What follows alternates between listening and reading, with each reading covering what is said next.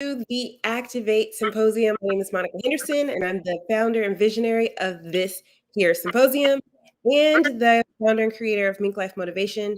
And I'm so excited because today I am hanging out with a wise one. And this wise one and I are going to be having a very in depth conversation about activating your zone of genius using humans as resources. To help me have this conversation today, I am going to introduce you to Marilyn Robinson. Marilyn Robinson is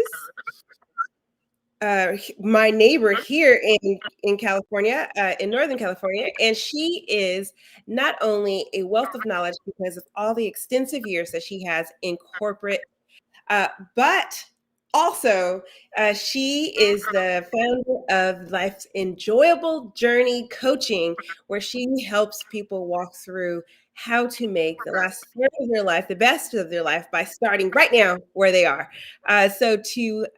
Congratulations and welcome to the show or to the symposium. Thank you so much, Marilyn, for being here with me today. Yes, I always enjoy our time together, and we just we energize each other like little energizer bunnies, and learn so much from each other. And I'm happy to be here to share some words of wisdom for all those people who dread turning 60. Well, see, why I'm so excited to have this conversation specifically with you is because one, you've been on both sides of the coins, right? You've been the worker bee, you've been the stay-at-home mom, you've been the person trying to balance a business and getting it off the ground. You have kind of lived several lives in this space, and so I'm excited to have this conversation with you. And I hope that those people who are watching are excited to have this conversation as well. Just so you know, if you're sitting in the audience and you are watching this, this is not about me and Marilyn. This is about how we can have this conversation collectively. So feel free to drop your comments or questions in the chat. We will put them right here on the screen and really kind of start answering some of those questions. You are a part of this conversation just as much as the two of us are. So feel free to do that.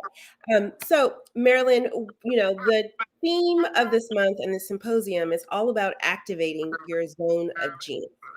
And one of the reasons why that was so important to me is because I felt like in the last 2 years, we had been really we first had to pivot and figure out what this new phase looks like for us. And then we were just trying to make it work, kind of come to an understanding of how we could actually do this new thing that we were having to do.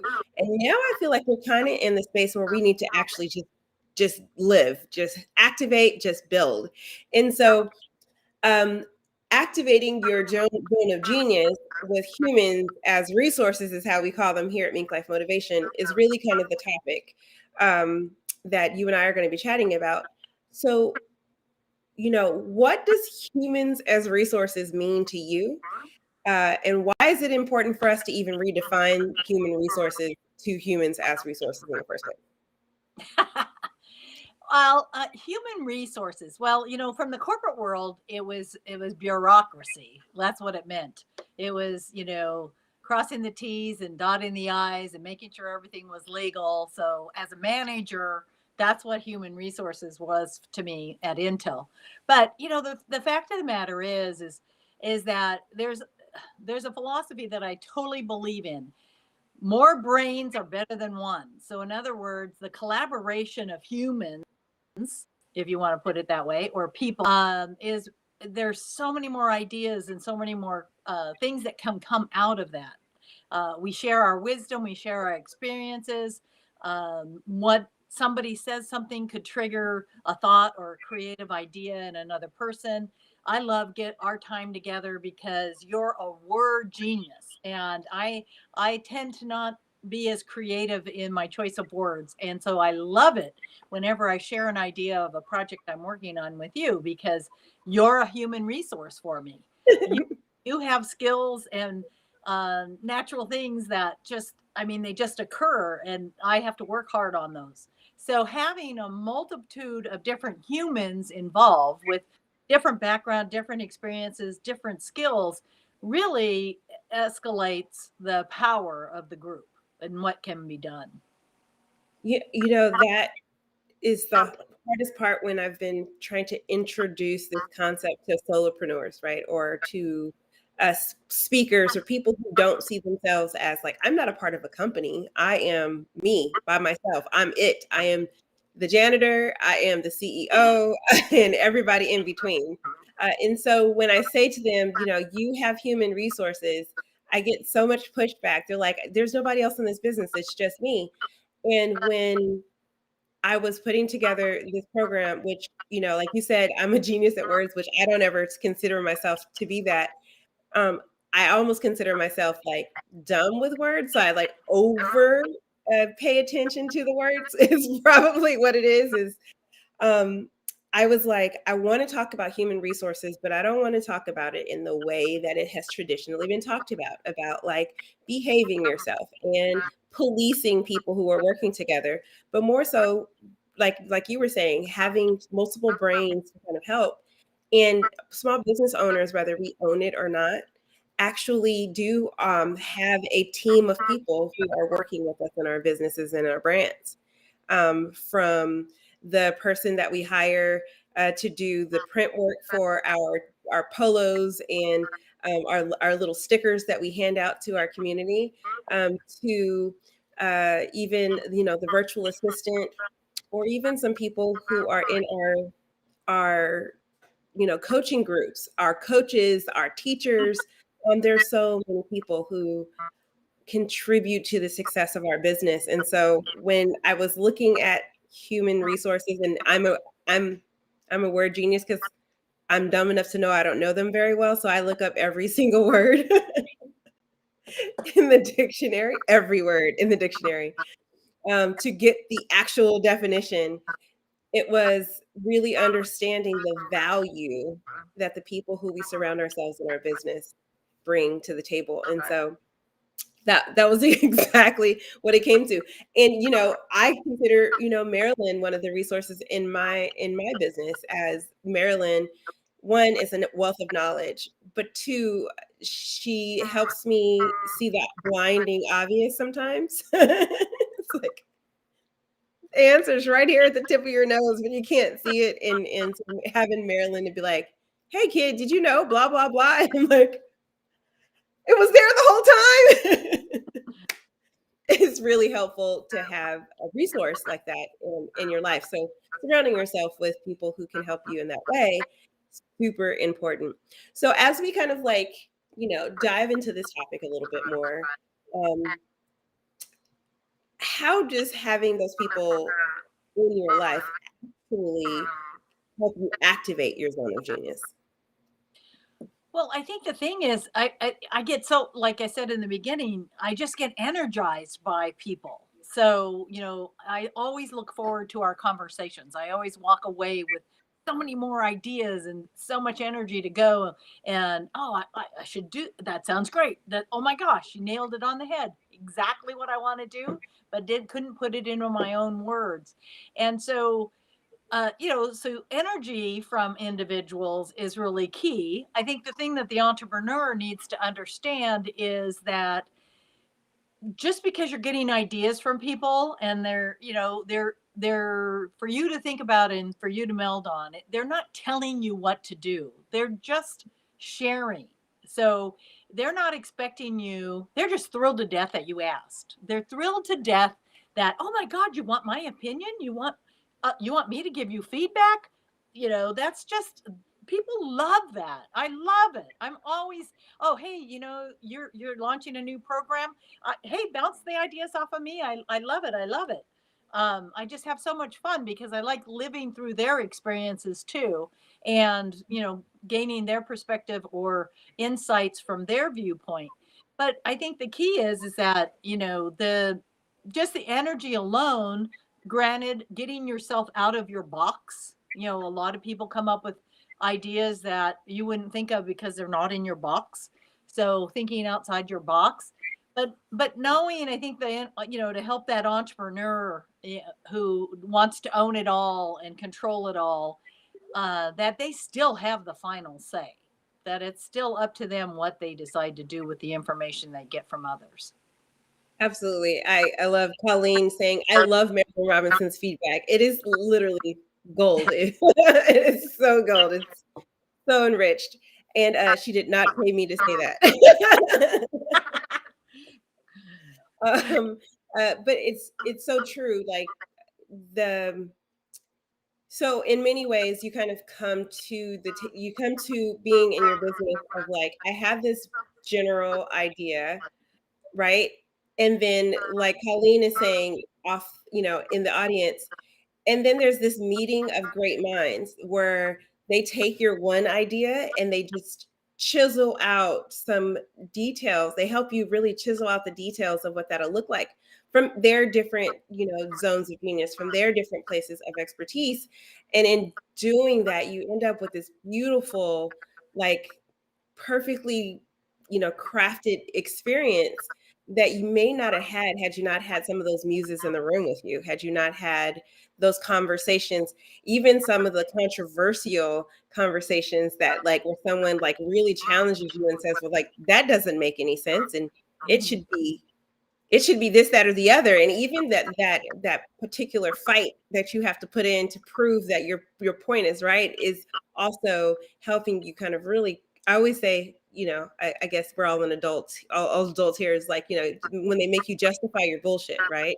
Uh, you have to justify it enough so that you can also believe it yourself, right? And it's that back and forth that's so necessary in order for something truly great to happen.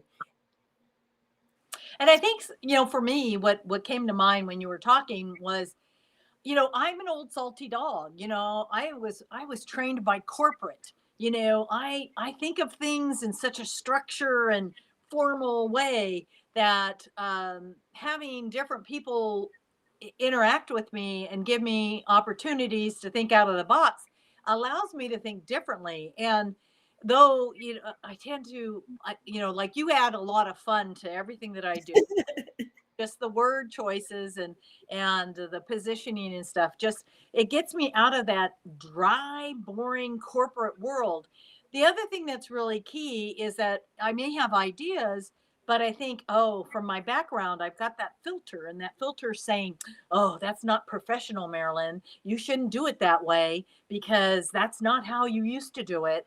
And the reality is that people who I'm talking to in these human resources are telling me, no, you got to do it that way, it's so much more fun, and be real, be fun, be yourself instead of that programmed robot from corporate. Yeah. But and I will say on the flip side of that coin, right? Being the person who's like all the way out the box. I always like to say I like to walk the edge of the box where I can see both in and outside of the box. That's really where I like to live. But even still, sometimes we can go so woo-woo, right? Go so outside of the box that we miss the entire point of the contents the box is meant to hold.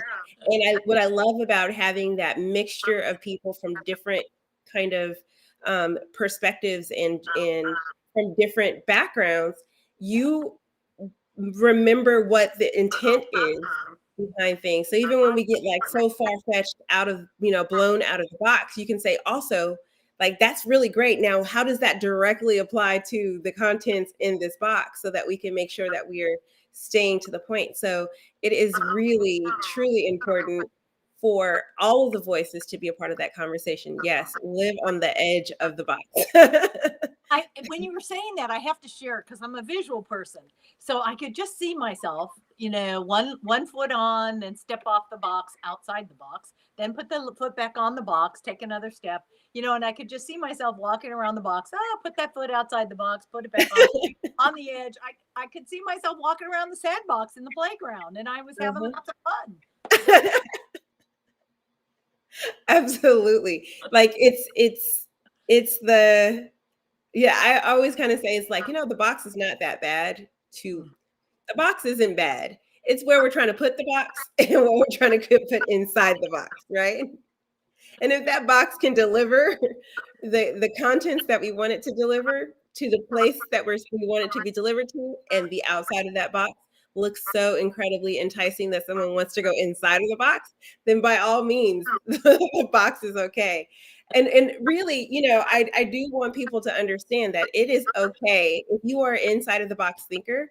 It is absolutely okay for you to be the inside of the box thinker, and you shouldn't necessarily try to make yourself an outside of the box thinker. But I think if anything you're learning from the beginnings of this conversation is to surround yourself with people who are also outside of the box thinkers and box edge walkers and people who can decorate said box in different colors, both inside and outside, so that you are really kind of allowing yourself to live in that genius space, right? I think if another thing that came up is that it's I'm been focused a lot on communication, and I have all millennials for children. And so when I say a word, it means this to me and it means something totally different to them. Or, so it's really interesting because I've had my daughters create marketing material for me. They're both very creative, as well as they're great word people. But it's also interesting to see how they choose to interpret the words that I have. And so that helps, going back to having a diverse people in your human resources, is that something you may choose to use words that offend people, and you need to be aware of that and either choose to maybe change the words or understand that there is a constituent out there that you may be offending. And and just take it, it's all information. It's still your choice what you do with the outcome. I still chose to use some of the words that they were like shaking their head at me. I said, "You and I ain't talking to you. You're not my client. I'm talking to people my age." So, and Yeah,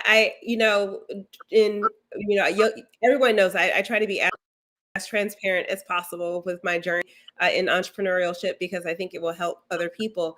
And so when I was first crafting the Mink Life Motivation Principles program, and there's a lot of work if you're out there and you've created a program, but there's a lot of work in programs. Like if you were putting together or a training system or whatever it is, there's like billions of words that you have to pour over in order to make sure the things align the way they're supposed to. And so our life calculator, we have essentially one word one word to describe a particular role that you live in your life. And one in particular has been the most controversial word, to say the least. And the word is tribe. Tribe has been the most controversial word for me. And so to give a little backstory about it. So when I was thinking about what that meant, what this idea of, okay, there you have yourself, right? So check, we got that part. You have your lifestyle, you have your career, you have your romantic partnership. Okay, check. You have your nurturing, so the people that you take care of, people, places, and things that you take care of. Check. And then there's this body of people who are like not in your home, but are important to you, right? And they're important to you for whatever reasons you have decided to include them in your lives. They're a part of who you are. And so when I was researching words that describe this batch of people, the only word the least controversial word for this was tribe. And the reason why I chose tribe was because it is intimate, right? It's an intimate group of people who you are emotionally attached to for religious or cultural purposes, right? Um, but they're external to your actual interior family. And I tried community and I felt like community was still like separate. And I tried a bunch of different words and I just couldn't get away from the word tribe. Tribe was the best explanation of what this was.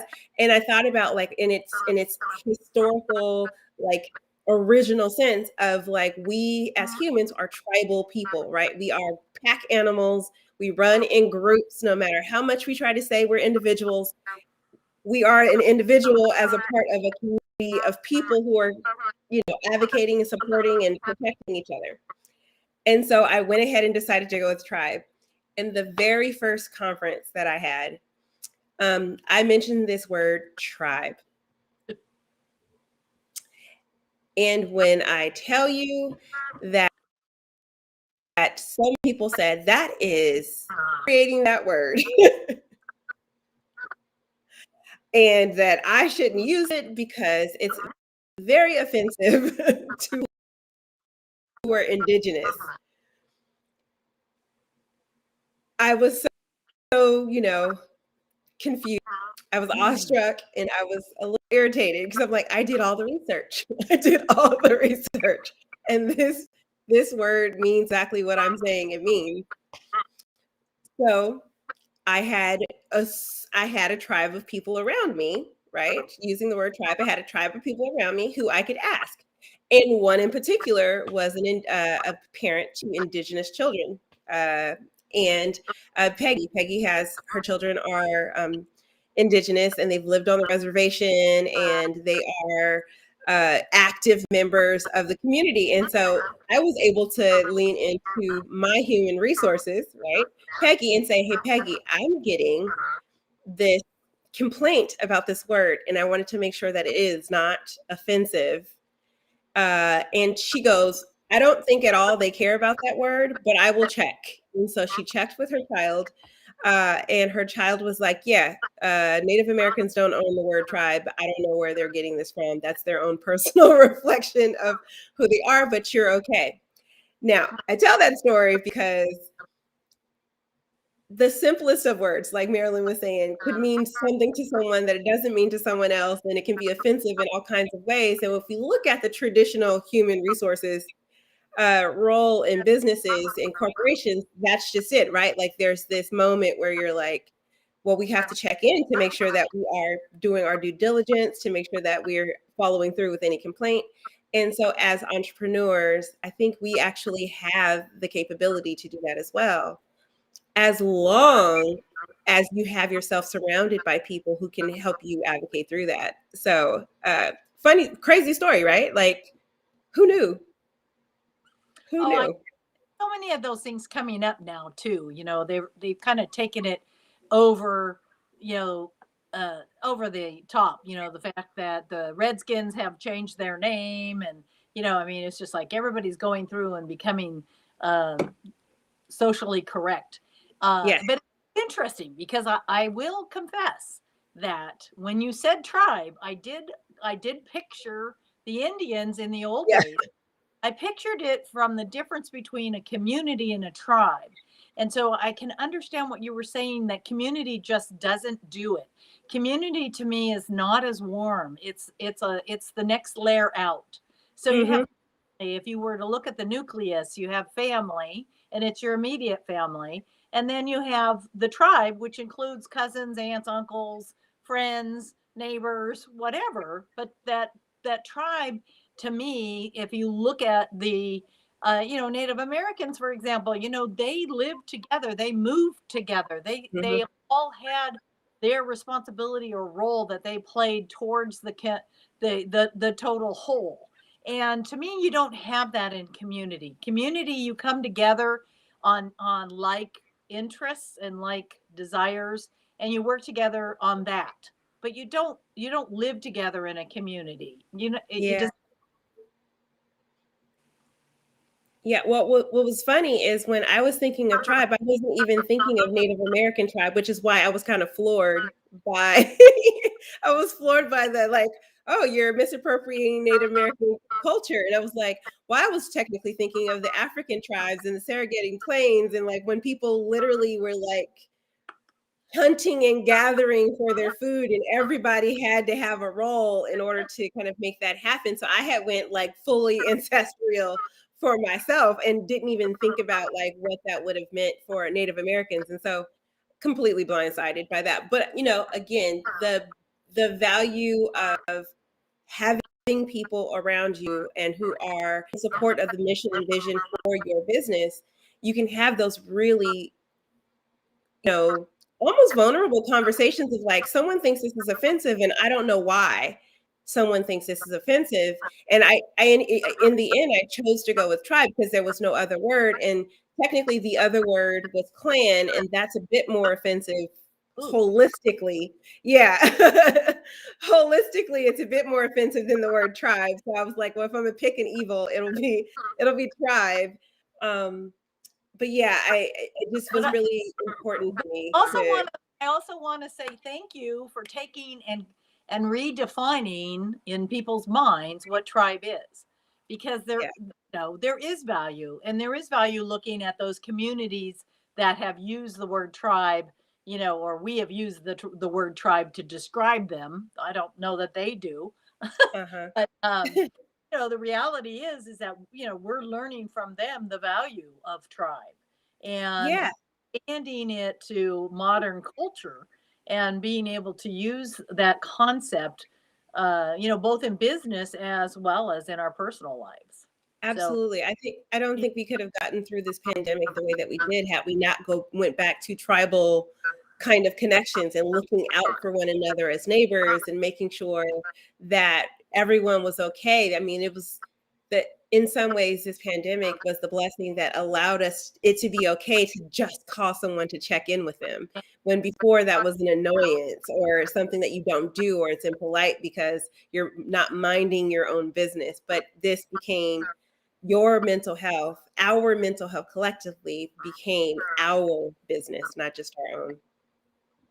yeah, amazing. Yeah, and so if you haven't already decided that you were going to build a tribe around your business, we haven't inspired you to do that just yet. We're going to keep talking about this. So, when you think about as a small business owner or as someone who is running a small enterprise, what would you say is the first few things that they have to keep in mind when they are adding humans as resources to their business? What are some of the things that they need to consider? Well, I think that the first thing they have to acknowledge is they can't do it all, and that they're not an expertise in all areas. So the first step is, what are your strengths? Where do you really excel, and what do you enjoy doing? And you're good at it, and you're fast at it, because you don't. I enjoy doing a lot of different things, but they would take me longer. So I let you do all the system debug on tools because you do it faster, and then I just take the information and say, "Oh, I like that idea. Maybe I'll use." But so the reality is to look at, where could your next resource, your next human resource, benefit you the most? What skill sets would they have, and what would they enjoy doing? And then go and look for that individual, and they're all out there.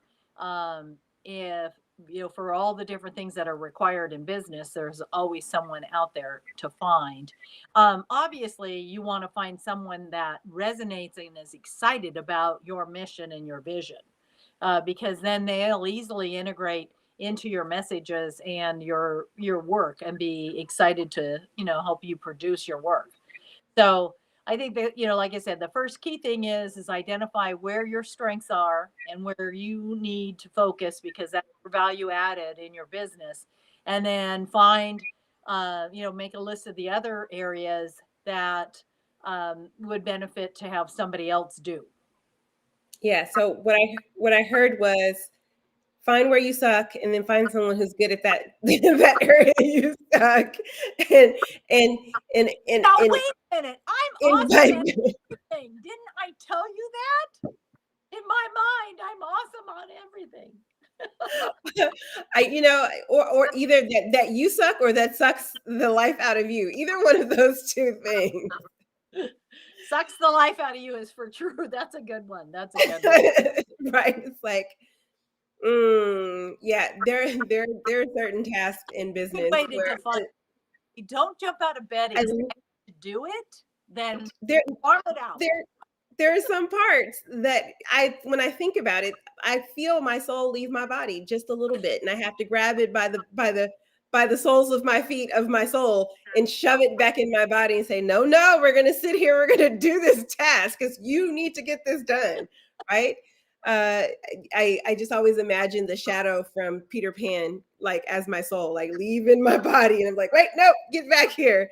That whole fight scene with Peter Pan, that's what happens when I have to do things. I don't know, like balancing, like doing a cash flow analysis or something. Like there's parts of my business that are just like not fun. I like business planning. I don't like creating business plans. Very different, two very different things, right? And so the creating the business plan part, I should outsource. Um, Planning the business, I should do myself. That gives me excitement, and then I can tell those plans to the person who's writing the business plan, and we can go from there, right? So I totally, totally, I heard you, and I am just in case y'all didn't know that out there in the audience, this is all for me. It's literally so that I can learn really cool things out loud in front of you. But yes, so outsourcing. What was, now that you've been on both sides of the journey, right? You've been the full corporate side of the journey, and you have been in the full entrepreneurial journey. What can someone learn from corporate human resources that they can apply to their entrepreneurial journey? Oh, so I have to admit, I mentioned when we were talking before, I always wanted to work in human resources because I just love working with people. I As a manager at Intel, the fun one of some of the funnest things I did was career develop my employees, and I had entry level people say, well, why should I, if I learn this stuff, then you're going to hold me accountable and I'm going to have to do this stuff regularly. And I go, well, yeah, don't you want to, have more responsibility, make more money, and move through the career? And, and some people were scared about that. I also had the philosophy of always grooming my replacement. So I always, when I went on vacation, I had somebody, one or two people that I was grooming to be my replacement, assuming I wasn't going to stay in that specific job forever. And the thing was is that that's the side that I liked, the training, the development of individuals. Yes, I could go ahead and do the reprimanding and the scolding and all that other stuff, and check all the boxes on diversity and all that stuff that human resources requires you to do. But I think the key thing that I learned in corporate was a happy employee is a productive employee. So if you can build that kind of rapport with an employee that uh, you know, that you are there for them as much as you want them to be there for you. The other thing that's one. And then the other thing that I realized as a junior manager is that I used to do stuff because I hated doing it. And this goes back to this last discussion we had. I hated doing it. So I assumed everybody else hated doing it. And I had an employee one time, I used to do sales training to our sales force. And it's gruesome. You just go through slides and slides and slides and reviews and messages and all that. Well, I had an employee that actually asked if he could do it someday. And I go, what? You want to go through this nightmare? Here, I thought I was keeping you from this nightmare. He goes, oh, I'd love the opportunity to do that. I said, honey, you can have this one. But it was just like one of those things where, I assumed because I didn't enjoy doing it that my employees, wouldn't, that I didn't want to burden them with that. And in actuality, whatever the word is, they thought it would be an opportunity and Yeah. something fun for them to endeavor. So don't look at your human resources through your eyes. Assume, recognize that everybody is different. Ask the question. Ask the question. If they would have an interest in doing it or see it as a valuable part of their contribution. Yeah, I think the particular grain of wisdom that you dropped there, the little pearl of wisdom that you dropped, about training your replacement is something that happens in corporate that we don't at all do as entrepreneurs. Yeah. Maybe because we think we're going to do this business forever or whatever it is. But that actually is super key and super clutch, because one of the things that, when I did consulting, a lot of the time I was always asking people for their exit plan. How do you plan on leaving this business? You know, like Yeah. what does the end look? You can't build a house without doors, right? It's not a house unless you can go in and out of it. And Mm. and many business owners had no clue about what they were going to do after the fact, what they're going to do beyond the moment of, I don't want to do this anymore, or this is how I want to leave. And so, if that little pearl can be picked up to be put on the necklace of wisdom that's being dropped during the symposium, I would say that is a key element of truth, where Well, we should be training our replacements, even if that is 6 or 7 people. yes. Well, and that's the thing that okay, so that's where I come in as a life coach because my focus is what do you want to do with your life in your 60s? And because now that I'm in my 60s, I know what you're going to experience and how you're going to feel about life. So I can share that to those 50-year-olds who are kind of starting to look at retirement. What is that going to be for me? But for the entrepreneur, it's where how, what does this business look like when you're 60 or 70 or 80? See, I still Yeah. see my life coaching business. I'm going to be 70, 80 years old, sitting on my cabin deck, having my coaching calls, looking out on my lake, and still loving every minute of it. But the thing is that if you have a big business or you have, depending upon what your business is, um, you should be looking at instead of creating your business, and I know it doesn't work this way because humans just don't do it. You should create your lifestyle first, Mm, then define how you want your business to run. Do you want it to be a brick and mortar where you have to go in and you have to travel? Do you want it to be an online, so you could work from home? Do you want to travel the world? Do you want to be home for dinner? Those are lifestyle choices that you should think about while you're thinking about building your business. And then, like you said, okay, so you're 20 years or into this business. Now, what are you going to do with it? Is Are you going to sell it and then live off of or do something else with that money or live off of that money? Are you going to find your replacement and just become the CEO who checks in every once in a while and let somebody else manage your business so that you continue to gain income from that business? Or do you figure out a way that you can move your business to automation and work less but still maintain your business? I mean, there's just so many different things to look at, and people don't think about that. And yeah. that's where you're right, finding your replacement, however that might be. It might be just changing your role and how you operate the business. Yeah, this past month, I've taken on some new responsibilities that require me to do less work and more life.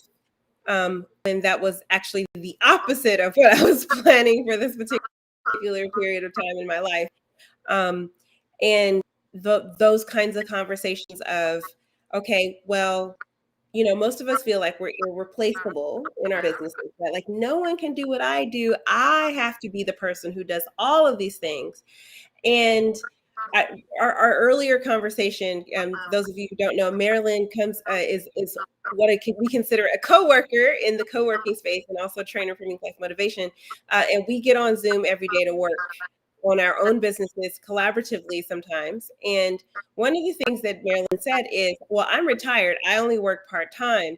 And when we had got off the phone and I was like, schlepping a kid to school and figuring out, some soup for another one, I thought, well, I should really kind of be working my business as though I work part-time. And I should be looking at the people who are going to support me so that I can be a part-time person in my business. Because if I can take off some of those tasks that are so that I'm only working part-time, then when I do have the ability to work full-time, I can get so much further. And so maybe I should be looking at who can help me be a part-time owner in my business so that I can full-time enjoy the part that I love, where I get to really be in my zone of genius, where I get to really just spend the time doing the sexy parts of the business and not the task parts of the business, right? So thanks for that inspiration earlier. Like I said, wealth of knowledge, guys. I don't know if you guys are seeing this, but yeah, wealth of knowledge. Well, and So coming from the corporate world, I have 20 plus years of, working, well, more than that, 30 plus years of working for somebody else where they told me what to do and I had to plunge through it. And, and you're always results oriented because you're always got to account for what you did. How did you spend your time? What did you get done? All that stuff. And that becomes so much part of your personality. I actually stepped back in January and I said, okay, I'm not results oriented anymore. And oh my gosh, it was so painful. It was so painful to not do my checklists, my tasks list that, I'm just one of those, oh, I get to check it off my list. Yeah. So taking a step back and really looking at, well, okay, that's a great thing to do, but did it really produce anything? And yeah, so I spent January really starting to evaluate my business as far as I do a lot of things, quote, for my business, but evaluating each one as to what their contribution is. It could be it actually immediately generates revenue. It could be that it's expanding my brand, but whatever it is, I recognize what it's contributing and whether or not I find it valuable. This is also another thing that I was talking to you about, is it fun for me to do? So therefore I will enjoy doing it and I'll actually do it. Because there are a lot of tasks that I've assigned, because somebody told me I should do it. So okay, they're a smart person. I should do this. And then I do it and it's like, yeah, this is just not my style. This is not me. This is not, doesn't gel. But I was doing it anyway. And so therefore it wasn't productive. And now taking the time to say, that was nice. That's good for them. But that doesn't mean I have to do my business that way, and when you show up doing something you love and is fun, you show up with more energy and really are more helpful to people. And all of my two businesses are very service oriented to the customer. So, by all means, I need to show up enthusiastic and energized. yeah. I mean, it kind of takes us back to what you were saying earlier about like, if it's not fun for you, there's probably someone who that is fun for. Case in point, so in my networking group, there is a virtual assistant who loves, when I say loves, she gets so excited and giddy about email boxes and unsubscribing and cleaning up email boxes. She calls it her inbox detox, right? And this inbox detox, literally she goes through and she just like happily unsubscribes to all the things that you don't ever do. And she sifts through to see what actually needs to be corresponded with and what doesn't. And she's like, oh my gosh, guys, it is so much fun for me to do that. Now, I don't know about you, but when I hear how many emails I have in my inbox, it like gives me anxiety, and two, eyes glaze over, soul starts leaving again. I'm like trying to catch the bottoms of my feet of my soul to shove back down into my body because I'm like, I would much rather be doing almost anything other than going through my inbox and sifting through these emails from people who I either didn't get to or, I'm being spammed by. Does not sound interesting, but it sounds really cool to her. And so having kind of humans that love these kinds of things to have as a resource in your business, by the time I finish dragging my feet of like one day I'm finished, shoulda, coulda, woulda, shoulda, maybe gonna do this thing, I could have made enough money working directly with clients in my particular zone of genius to pay her to do it instead. and and she's happy. I've been able to pay it forward because she's doing what she loves. And I got to do what I love instead of thinking about that stupid inbox and how aggressively full it is, right?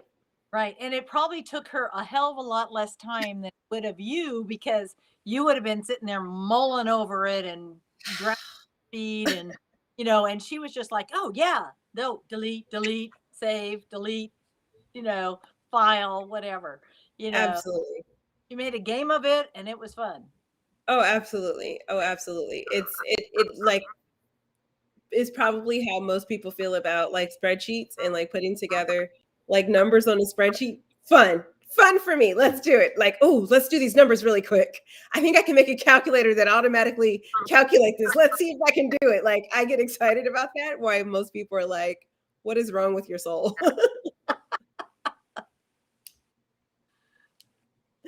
That's hilarious. So, Ms. Marilyn, what is your particular zone of genius? So I think what comes to mind is two things is and my clients have told me this is that I have the ability to understand people and think out of their box, so take them out of their box of how they're thinking and viewing their life. But I also am very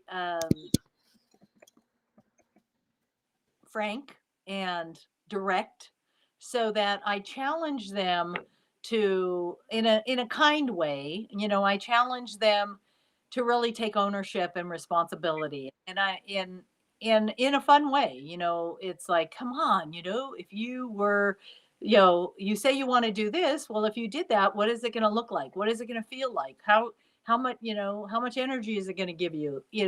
So I have a lot of people that come to me that just say, you allow me to think and view my life differently. And both positively and negatively, and then we work on getting rid of the negative and we focus on increasing the positive. Absolutely. Yeah. So if you haven't gotten a chance to be in Miss Marilyn's presence while she's tapped into that zone of genius of hers, you definitely want to do that. She has an amazing program that will help you with that. You can also catch her tomorrow.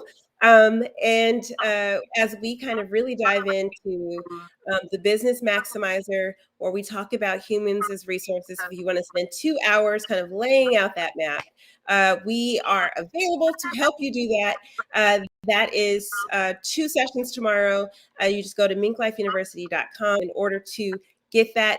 This has been, can you believe we are like schlepping through this hour, just the two of us? But I mean, I knew we could talk about anything for an hour, to be honest. Time flies when you're having fun.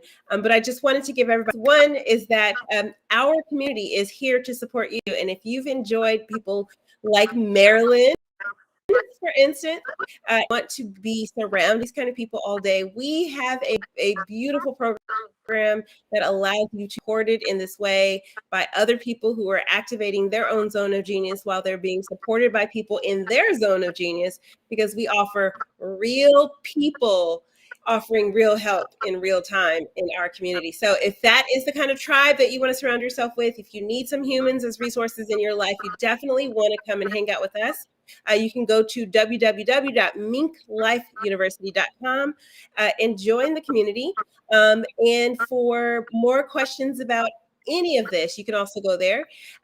Don't forget, you can also drop in the chat, and we will continue to have this conversation offline after this.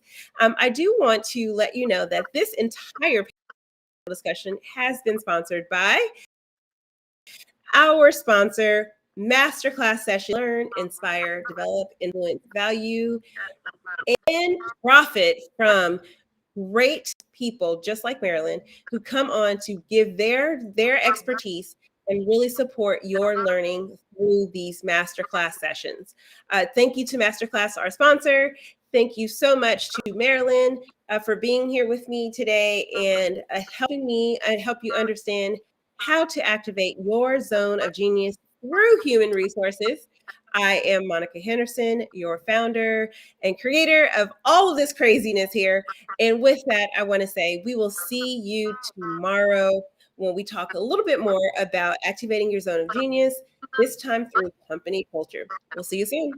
Bye.